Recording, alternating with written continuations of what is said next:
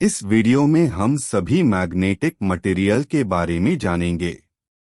Electrical machine में उपयोग किया जाने वाला यह वह पदार्थ होता है जिससे उस मशीन में चुंबकीय क्षेत्र उत्पन्न किया जाता है।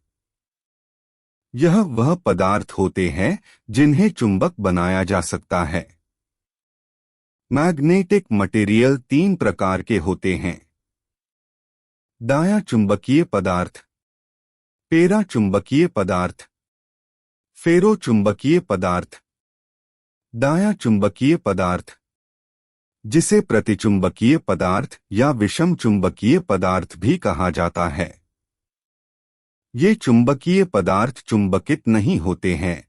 इन्हें चुंबकीय क्षेत्र में रखने पर चुंबकत्व के कुछ गुण दर्शाते हैं, परंतु चुंबकत्व को धारण नहीं करते हैं। और इन पदार्थों से चुंबकीय बल रेखाओं को गुजारा जाए तो ये उनकी संख्या को घटा देते हैं। उदाहरण के लिए हम समझते हैं कि डाया पदार्थ को किसी बाहरी चुंबकीय फील्ड में रखने से पहले डाया पदार्थ में कोई भी डायपोल उपस्थित नहीं होते हैं। लेकिन जैसे ही उस पदार्थ को चुंबकीय फील्ड में रखते हैं या उस पर आरोपित करते हैं, तब उसके डायपोल्स की दिशा आरोपित फील्ड की दिशा के ठीक विपरीत हो जाती है। आप इन चित्र में देख सकते हैं कि ये पदार्थ चुंबकीय बल रेखाओं को अपने में से गुजरने नहीं दे रहा है, बल्कि उनको बिखेर रहा है। दूसरे शब्दों में कहें तो वे पदार्थ जिनको यदि किसी चुंबक के पास लाया जाए तो ये प्रतिकर्षित हो जाते हैं। इसलिए इन्हें एंटीमैग्नेटिक पदार्थ कहते हैं। तो प्रतिचुंबकीय पदार्थ वे पदार्थ हैं जिनमें बाहर से आरोपित चुंबकीय क्षेत्र के उल्टी दिशा में चुंबकीय क्षेत्र प्रेरित होता है। ये पदार्थ बाह्य चुंबकीय क्षेत्र द्वारा प्रतिकर्षित यानी रिपेल किए जाते हैं। प्रतिचुंबकीय पदार्थों की पारगम्यता यानी चुंबकशीलता यानी परमिएबिलिटी 1 से कम होती है। यहाँ इन डायपोल को हम अयुग्मित इलेक्ट्रॉन भी कहते हैं। और यहाँ H चुंबकन बल है जो बाहरी फील्ड उस पदार्थ पर लगा रही है। उदाहरण जस्ता, बिस्मथ, एंटिमनी, नमक, जल, तांबा, चांदी, हाइड्रोजन, एल्कोहल, डायमंड इत्यादि। दाया चुंबकीय पदार्थ की संवेदनशीलता 0 से कम होती है और दाया चुंबकीय पदार्थ की संवेदनशीलता नकारात्मक होती है। दाया चुंबकीय पदार्थ के लिए संवेदनशीलता का मान -10⁻⁵ तक होता है और हाँ परमियाबिलिटी इंडक्टेंस के समानुपाती होती है। आगे चलने से पहले हम कुछ परिभाषाओं पर नजर डाल लेते हैं। परमिएबिलिटी किसे कहते हैं? यह किसी चुंबकीय पदार्थ का वह गुण है जो उसमें से अधिकतम फ्लक्स को गुजार है। रिलेक्टेंस किसे कहते हैं? यह चुंबकीय परिपथ में प्रतिरोध के तुल्य फ्लक्स के बहाव का विरोध करता है।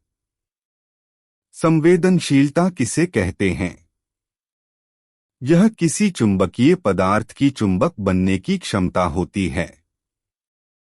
पेरा चुंबकीय पदार्थ, इसे अनुचुंबकीय पदार्थ भी कहा जाता है। इन पदार्थों में बाहरी फील्ड के आरोपित करने से पहले उनमें कुछ डायपोल अर्थात अयुग्मित इलेक्ट्रॉन उपस्थित रहते हैं और जैसे ही बाहरी फील्ड आरोपित की जाती है तब उनकी दिशा एक हो जाती है, जो कि आरोपित फील्ड की दिशा की ओर होती है। अर्थात इन पदार्थों को चुंबकीय क्षेत्र में रखने पर ये चुंबक तो नहीं बनते हैं, लेकिन चुंबकीय क्षेत्र की बल रेखाओं की संख्या में वृद्धि कर देते हैं। इनका व्यवहार प्रतिचुंबकीय पदार्थों के चुंबकीय व्यवहार के ठीक उल्टा होता है। इन पदार्थों की संवेदनशीलता कम परंतु धनात्मक होती है और चुंबकशीलता का मान 1 से अधिक होता है।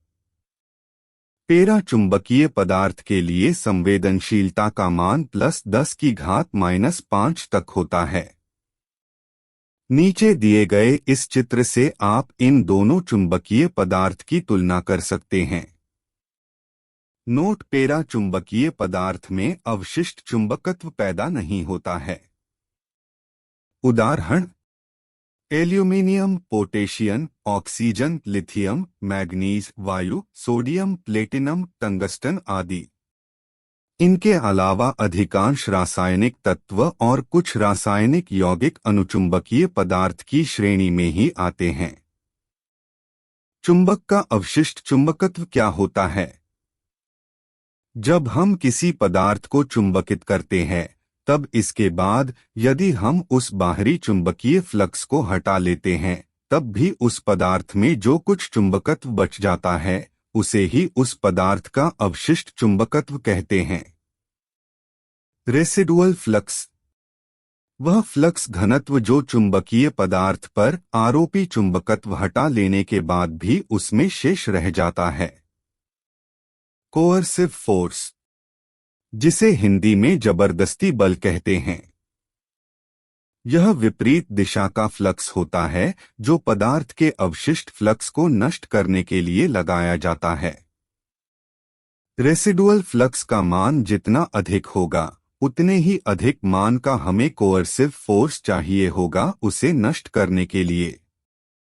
फेरो चुंबकीय पदार्थ यानी लोह चुंबकीय पदार्थ, वे पदार्थ जिनको किसी चुंबकीय क्षेत्र में रखने के बाद उस चुंबकीय क्षेत्र को हटा लिया जाए तब भी उस पदार्थ में कुछ चुंबकत्व रह जाता है, अर्थात वो खुद चुंबक बन जाता है।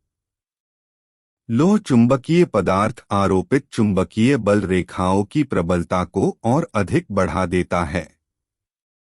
इसके साथ ही ये पदार्थ चुंबकीय क्षेत्र को भी बढ़ाते हैं। लोह चुंबकीय पदार्थ की चुंबकीय प्रवृत्ति अर्थात संवेदनशीलता बहुत अधिक होती है और इनकी रिलेटिव परमियाबिलिटी या आपेक्षिक चुंबकशीलता का मान 1 से बहुत अधिक होता है। इनकी संवेदनशीलता का मान +10⁻5 तक होता है। उदाहरण: लोह, निकल, कोबाल्ट आदि। फेरो या लौह चुंबकीय पदार्थ को 2 और वर्गों में बांटा गया है, जैसे हार्ड आयरन और सॉफ्ट आयरन। हार्ड आयरन: कठोर लोहा एक लौह चुंबकीय पदार्थ है। कठोर लोहे को चुंबकित करने के लिए एक मजबूत चुंबकीय क्षेत्र की आवश्यकता होती है और इसे विचुंबकित करना मुश्किल होता है। यह विशेषता उन अनुप्रयोगों में उपयोगी बनाती है जहां एक स्थायी चुंबक की आवश्यकता होती है, जैसे स्पीकर, मोटर और जनरेटर। कठोर लोहे को आमतौर पर लोहे को अन्य धातुओं जैसे कोबाल्ट, निकल और एल्यूमिनियम के साथ मिलाकर एक मिश्र धातु का उत्पादन किया जाता है जिसमें मजबूत चुंबकीय गुण होते हैं। कठोर लोहे को कठोर कहा जाता है क्योंकि इन्हें आसानी से चुंबकित और विचुंबकित नहीं किया जा सकता है। सॉफ्ट आयरन: नरम लोहा एक फेरोमैग्नेटिक सामग्री है। यह कठोर लोहे की तुलना में आसानी से चुंबकित और विचुंबकित होता है, इसलिए इन्हें नरम लोह पदार्थ कहा जाता है।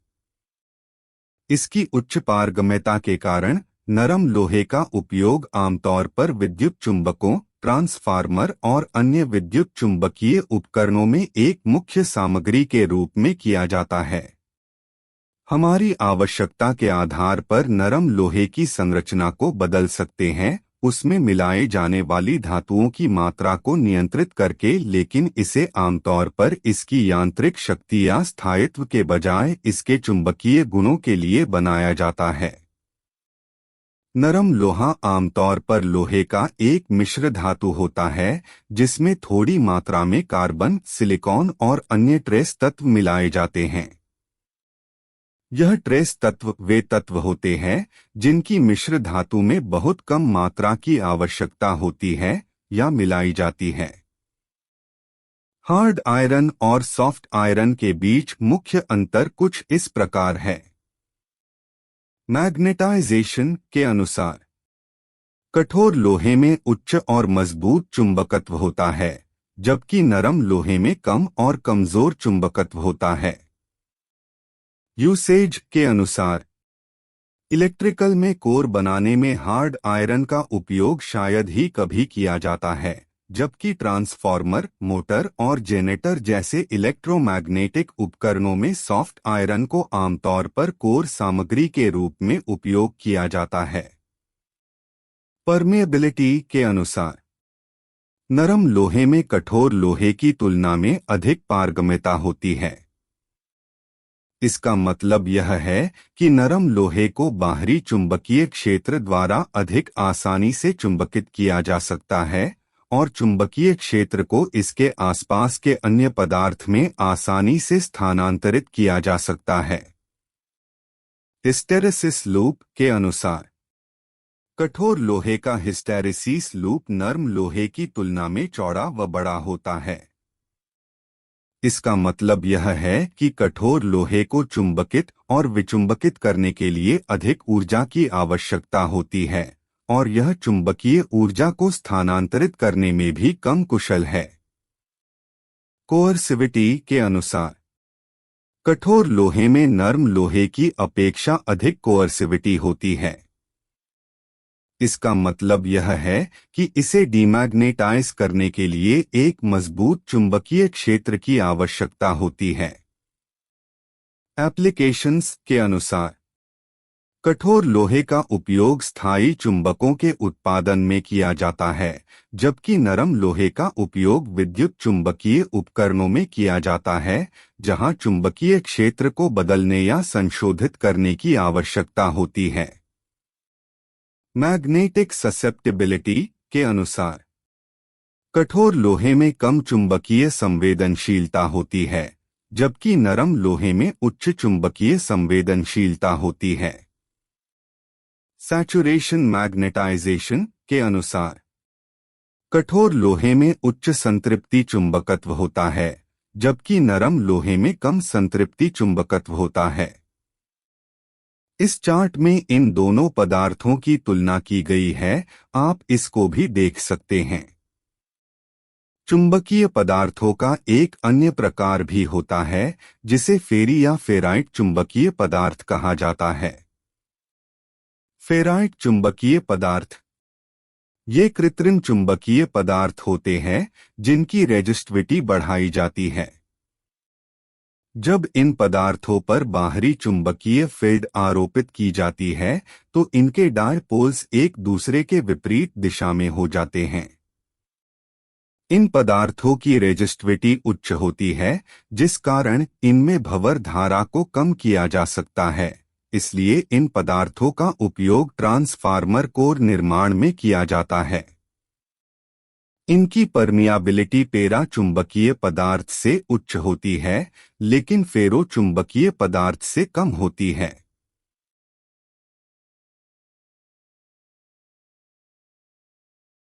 इस वीडियो में हमने चुंबकीय पदार्थों को संपूर्ण तौर पर कवर कर लिया है। आशा है इस वीडियो से आपका नॉलेज बढ़ा होगा या रिवीजन हुआ होगा। इस वीडियो को पूरा देखने के लिए आपका बहुत धन्यवाद।